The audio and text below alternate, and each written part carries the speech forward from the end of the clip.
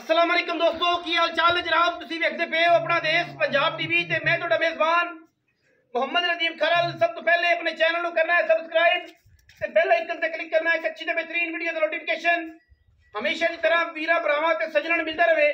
अल्लाह दे खास फजलो करम नाल वीरा वास्ते जनाब एक नीली दा बेहतरीन और अनमोल तोहफा पहले नमाई दी शक्ल जिसी लैके हाजिर होए हैं। मैं दी जनाब क्वालिटी चेक करनी है। पहले मैं अल्लाह के फजलो करम नाल रसगुल्ले लाई फिरदी है कर्मा वाली कैमरे की निगाह दे विच पूरियां तसल्लियां करनियां ने मेरे वीरां ने। शाह काली मुश्कन इक्को रंग की जनाब झोटी लैने देने मुकद्दर अल्लाह के खास फजलो करम नाल हयाती अल्लाह पाक दी करे। जमाने दे विच बार दे विच कदे ये मई नीली दे पैदा होंदियां ने। सिर मैनू कतरी कतरी काठां विच अखां कालियां गिठ गिठ पशम खूबसूरत पहलन आला क्वालिटी का जनाब मजनू किंगरी वाला सिर और चंगी जवान रह रब का ना अल्लाह के खास फजलो करम नाल पहलना बहुत घट जांदियां ने जियां नीली दे उत्ते। बाकी लैने देने हमेशा ही तरह मुकद्दर ने अल्लाह के खास फजलो करम नाल वीरा वास्ते जनाब 2 महीने 2 कट्टियां ने, पिछे भी कट्टी आप भी कट्टी पहलन मज हो के थन अडर क्वालिटी हजारा मई दे विचों कदे जे मई नीली बार ते पैदा होंदियां ने इंशाअल्लाह। और वीर जेड़े ने अल्लाह के खास फजलो करम नाल वेखणगे शौक करनगे क्योंकि शौक की गल है। शौक तो बगैर गेमां नहीं चलदियां। मैं दा खुड्डा मैं दियां हड्डियां डाका मैं दी नस्ल जात हजारा मई दे विचों कदे ये पहलना पैदा होंदियां ने और इंशाअल्लाह बड़ी इंपोर्टेंट किस्म की पहलन वीरां वास्ते लैके हाजिर होए हैं। और माशाअल्लाह थन पीढ़ियां दे पावरंगा खूबसूरत और अल्लाह क्वालिटी का सिर उन्नी खूबसूरत अख शाह काली मुश्कन है। सिर्फ और सिर्फ फुच्चा तक पुछल है जमानदरों टुटिया है या हुण टुटिया है। बाकी गल्लां ने सारियां अल्लाह दे फजलो करम नाल एक नंबर जिहदे विच कोई दो राय नहीं। माशाअल्लाह चेक करनी है पहलन क्योंकि पहलना जिहड़ियां ने आम नहीं लभदियां। पहलना आम नहीं लभदियां एडी एडी अडर वालियां ते एडी एडी खूबसूरत थाना चढ़े वालियां आम पहलना नहीं लभदियां। वीर पूरा इलाका फिरन इंशाअल्लाह और इन्हां मुल्लां च इन्हां रेटां च आम नहीं लभदी रही अल्लाह के फजल नाल इंशाअल्लाह जमाना फिरिया ये या क्वालिटी वाले जानवर लभदे ने। और इंशाअल्लाह साडी पूरी अवलीन तरजीह है कि असीं नीली बार दे हीरे विखाणे ने और वीरां नूं पूरी तसल्ला नाल पूरी क्वालिटी दे नाल पूरी खानदानियत नाल इंशाअल्लाह नीली दे ब्रांड जिहड़ियां 2-2 साल दुध देंदियां ने मई नीली दियां इंशाअल्लाह बरीकां खूबसूरत और जनाब अच्छी हया वालियां मई वीरां नूं देने बेहया मई नहीं कर दित्तियां। इंशाअल्लाह पूरी बार फिर के वीरां नूं तोहफे देई देने पहलन हो के माशाअल्लाह कमाल का थान कढ़िया खूबसूरत और आउट क्लास क्वालिटी का जनाब जानवर तुन्नी कौड़ी तो पाक खूबसूरत हड्डियां टाकां दा खुड्डियां दा और माशाअल्लाह बड़ा कमाल का पीस वीरां दी नजर है।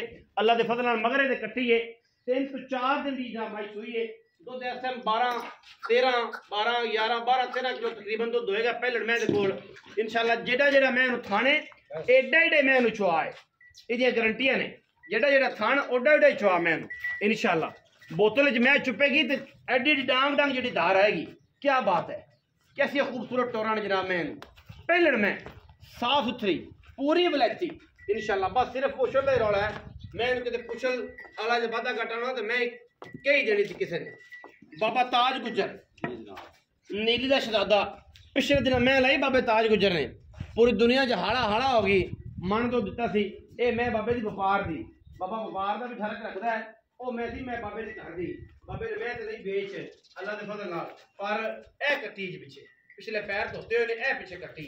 बाकी जनाब 2 कट्टियां ने 2 महीने जेड़ा वीर लवे 2 महीने जी इंशाअल्लाह जमाना फिरिया ये हीरे लभदे ने। आओ हाँ जी बाबा जी की हाल चाल। अस्सलाम वालेकुम। वालेकुम सलाम।